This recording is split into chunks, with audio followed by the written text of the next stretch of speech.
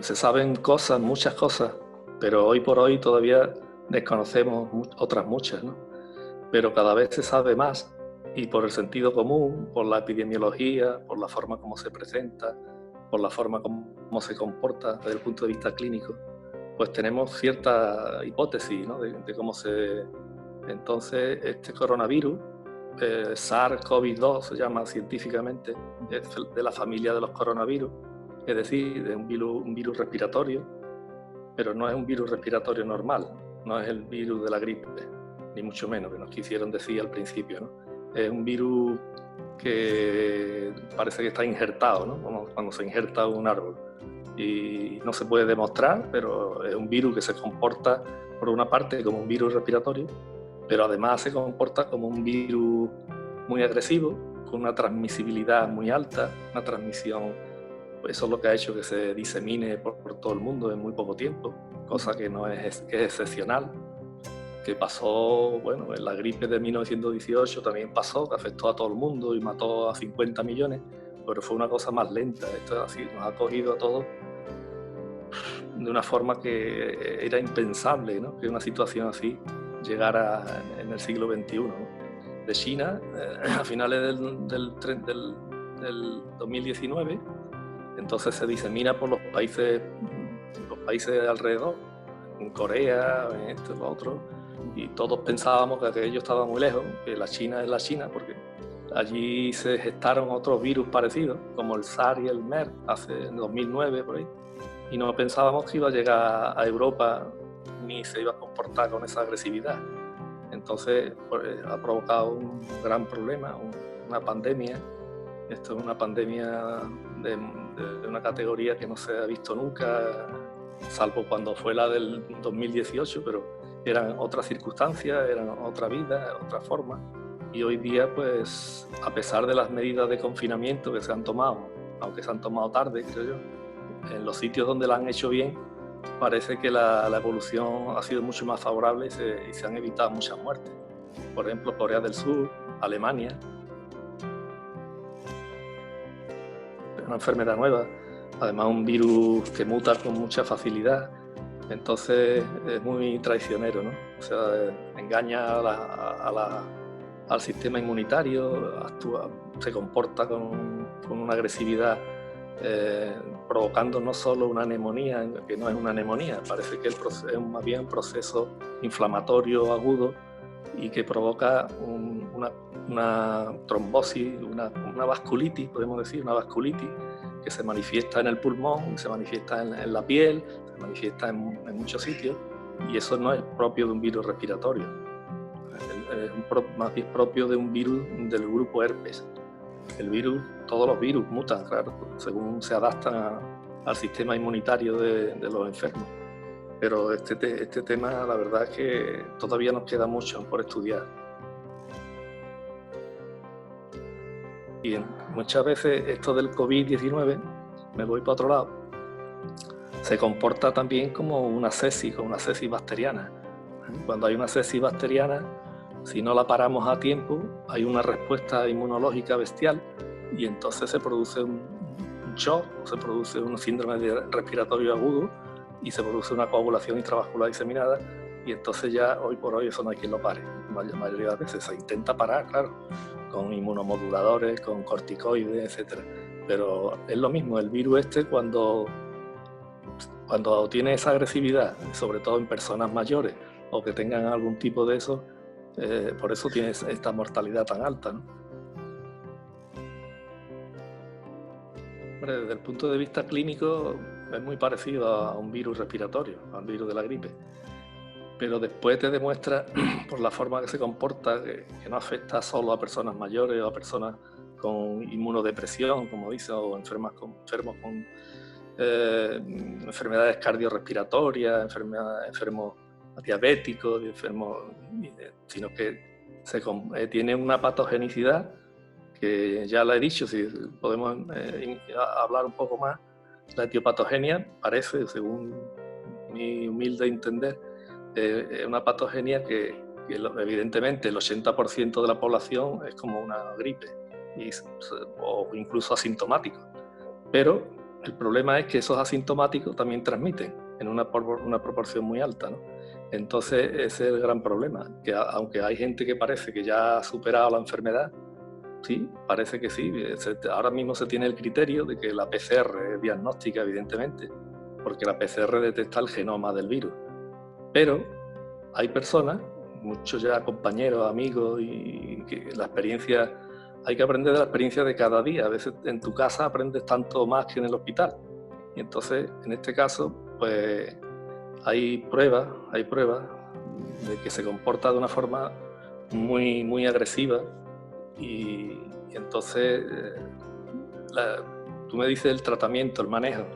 Pues el manejo clínico en el 20% restante, es decir, el 80%, gracias, va a ser como una inmunidad de rebaño que se llama, que entonces va a afectar a todo el mundo, y cuando la población ya en un 60, 70, 80% tengamos anticuerpos, pues evidentemente ya la mayoría de la población está protegida, ¿vale? Pero eso no quiere decir que esto pase.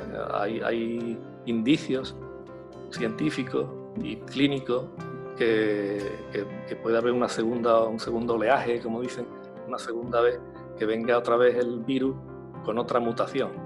También parece que hay pruebas de que el virus no es el mismo en China que en Europa, ¿no? Parece ser que hay una cepa, la cepa más agresiva, están en Nueva York, que habéis visto las imágenes tan tremendas, ¿no?, de Nueva York, y las imágenes, y también en España y Italia, ¿no? Por eso parece que la mortalidad en estos países es mayor, lo cual no creo que sea muy variado, no es científico 100%, es decir, la mortalidad es mayor porque no se han hecho pruebas de screening. ¿Se entiende lo que es screening? Bueno, explícalo tú mejor para todos. Hombre, si tú haces muchos test serológicos para detectar anticuerpos, evidentemente diagnostica a muchísimas más personas que tienen el COVID-19 o lo han tenido. Claro, la prueba 100% en principio es la PCR, pero tampoco es la panacea. Es decir, tú tienes la PCR, desarrollas toda la enfermedad, y lo normal es que cuando ya has vencido al virus desaparezca el genoma, es decir, el genoma, entonces la PCR es negativa. Pero no es siempre así. Hay gente que se comporta, un amigo, por ejemplo, Santi Moreno, tuvo la UCI y después salió perfectamente, ya muy bien clínicamente, pero la PCR positiva. Y pasó una semana, la PCR positiva. Hice otra semana y la PCR positiva. Y así ha pasado con mucha gente que conocemos, está completamente asintomática y la tiene la PCR positiva. Entonces, quiere decir que el genoma se mantiene más tiempo y que tarda un tiempo en desaparecer el genoma. Voy a explicar mi caso, porque es que como se dice el refrán, la experiencia es la madre de la ciencia, ¿no? Yo fui a Londres y allí estoy seguro que nos contagiamos. Somos personas más o menos buena inmunidad. Y entonces al día siguiente, después, recién llegado allí, pues ya empecé con síntomas de dolor de garganta, febrícula, mal cuerpo. Claro, eso ahí el diagnóstico diferencial es con la gripe y con otros virus respiratorios. Pero como yo ya estaba estudiando el virus desde hacía meses, pues inmediatamente me tomé acitromicina con Z, que es un macrólido que tiene efectos sobre la replicación viral, ¿no? Entonces dirán ustedes, bueno, ¿y cómo un antibiótico sirve para los virus? Pues sí, sirve, porque el mecanismo de acción, ¿entiendes?, es evitar la replicación del virus, del RNA. Es un virus RNA que después se transforma en ADN y se hace dueño de la célula, ¿no? La acitromicina, 500 miligramos, la acitromicina tiene muchas ventajas, porque además alcanza concentraciones muy elevadas en los leucocitos y los linfocitos, en las células, ¿no?, y los tejidos. Entonces, por ahí se va conociendo y admitiendo que parece que es lo eficaz, ¿no? Pero hasta hace poco, la acitromicina en los protocolos, múltiples protocolos, que se van cambiando cada día muchas veces, porque pues se daba la acitromicina al final, cuando ya en los enfermos prácticamente había pasado lo peor de la infección. Y yo creo que hay que darlo al principio, cuando tienes una clínica, los menores síntomas. Y otra sustancia que si Dios quiere será útil, creo, al final es lo mismo que como tratábamos las neumonías, ¿no? Las neumonías bacterianas, las neumonías tienen similitudes y otras tienen cosas que van a favor y otras en contra, ¿no?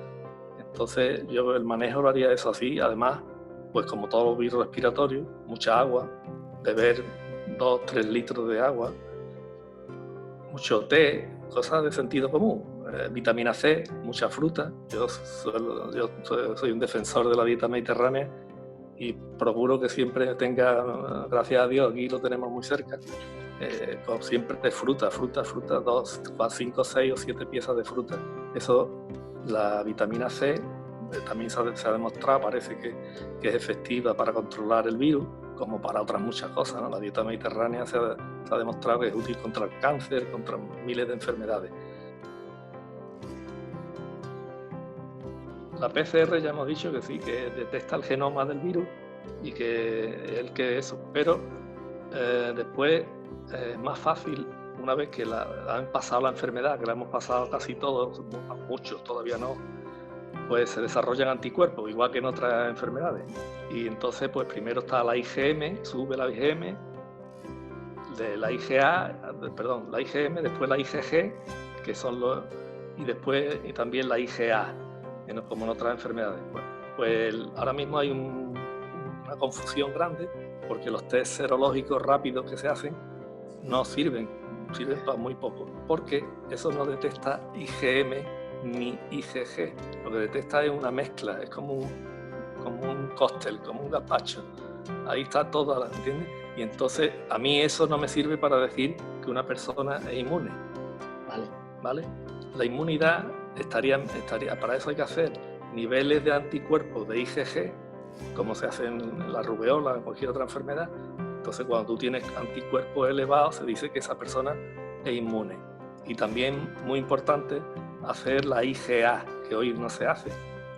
La IgA es la que detecta los anticuerpos neutralizantes, pero esa es la que te da de verdad la inmunidad, cuando tienes anticuerpos neutralizantes. El sentido común. Lo que pasa es que la gente, todo el mundo sabe lo que es la dieta mediterránea, pero poca gente la hace bien, ¿no? Y por otro lado, pues claro, el confinamiento evidentemente crea ansiedad, crea muchos síntomas, sobre todo los niños, que no comprenden por qué tienen que estar encerrados tanto tiempo, que no tienen actividades deportivas, que no pueden casi comunicarse con sus amigos. Entonces es una situación para muchas personas muy estresante, ¿no? Y ese estrés pues te lleva a comer más, a hacer una dieta muy rica en glúcidos, en hidrocarburos, en carbohidratos, ¿no? Carbohidratos, que lo que hace es pues llevarte a comer bombones, a comer chocolate, a comer esto. Y entonces la dieta mediterránea, cualquiera que lo lea, no hace falta ser un especialista, te vas a Google y se ve la pirámide de la dieta mediterránea. Y la pirámide está claro, que arriba poca carne roja y sobre todo una base llena de agua, de ejercicio físico, que también es importante, agua, ejercicio, y muchos cereales y mucha fruta y poco más, ¿entiendes? Claro, si se hace bien con eso, pues no tienes por qué tener un exceso de hambre ni nada. Lo que pasa es que hay que hacerla bien, claro. Entonces la dieta mediterránea, que afortunadamente por lo menos en España podemos hacerla, porque gracias a Dios tenemos alimentos, es puro sentido común, es seguir la dieta que hacen en Marruecos, en Andalucía, en Grecia, en Italia, todo, las bases más importantes. El aceite de oliva virgen extra, por supuesto, es lo primero que yo tomo todas las mañanas, y a veces incluso con cucharadas. El aceite de oliva es básico en la dieta mediterránea. Después, lo que ya hemos dicho, agua, ejercicio físico, caminar todos los días, a ser posible, media hora, 1 hora. Ahora no se puede, pero bueno, gracias, pronto saldremos de esta, ¿no? Porque no vamos a estar toda la vida encerrados. Esto es inhumano. y lo que hemos dicho, muchos cereales, muchas legumbres y mucha fruta. Eso es lo más importante. Entonces, hacer un buen guiso de patata con garbanzos, lentejas, lo de toda la vida, los platos de cuchara, eso es lo suyo. Y después pollo, las cosas normales, lo que se ha comido toda la vida de Dios, ¿entiendes? Ahora la carne roja, poco, una vez o dos, tres al mes como mucho. Y los huevos también, los huevos son muy importantes. La dieta se llama de huevo y leche, ¿no? Pues son alimentos siempre básicos de la humanidad. Siempre ha sido los huevos, la leche, el pan. Otra cosa que me he dicho, el pan fundamental. El pan integral. El pan con eso es muy importante. Quiero leer una frase de don Santiago Ramón y Cajal, del libro, se llama Los tónicos de la voluntad, que el libro salió de su discurso cuando don Santiago Ramón y Cajal ingresó en la Academia de Ciencias en 1897, hace 123 años. Y entonces, de su discurso de ingreso en la Academia de Ciencias, él escribió este libro y lo subtituló Tónicos de la Voluntad. Y entonces te voy a leer solamente una frase para que vean cómo es don Santiago, ¿no? Don Santiago, por ejemplo, dice: la filosofía es fuerza convenir que en las ciencias naturales y sobre todo en la biología resulta muy eficaz para preservarnos de esa teoría innata de que especie de germen donde todo se contiene en el árbol de la ciencia, ¿no? Estas generalizaciones seductoras con que de vez en cuando ciertos filósofos invaden el campo de las ciencias biológicas y de la microbiología suelen ser soluciones puramente verbales, desprovistas de fecundidad y de contenido positivo.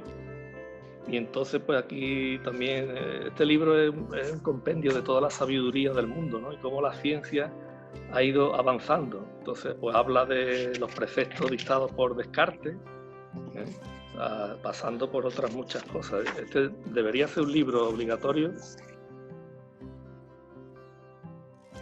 En esto del COVID, yo creo que a todos nos va a servir para ser más humildes, más estudiosos, leer libros,